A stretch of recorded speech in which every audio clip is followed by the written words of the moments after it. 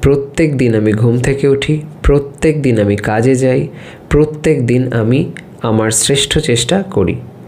এই যে কথাটা বললাম, এটাকে যদি ইংলিশে ট্রান্সলেট করি কেমন হবে লাইনগুলো? Every day I wake up, every day I go to work, every day I try my best, right?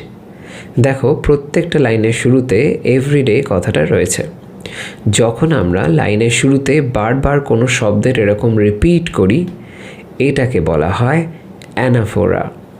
Anaphora এটা একটা ফিগার অফ স্পিচ যেটা তোমরা ব্যবহার করতে পারো বিভিন্ন দৈনন্দিন জীবনের লাইন বানাতে। অনেক সময় বেশ জোর দেওয়ার সেন্স যখন আসে সেক্ষেত্রে আমরা এই সেন্সটা অ্যাপ্লাই করতে পারি।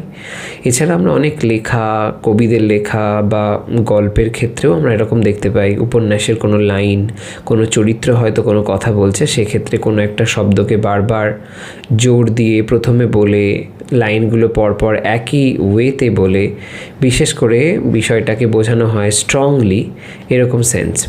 ইংলিশেও কিন্তু এটা খুবই পাওয়ারফুল একটা সেন্স তৈরি করে। অবশ্যই এই টাইপের স্টাইলে কথা বলারও চেষ্টা করো, লেখারও চেষ্টা করো।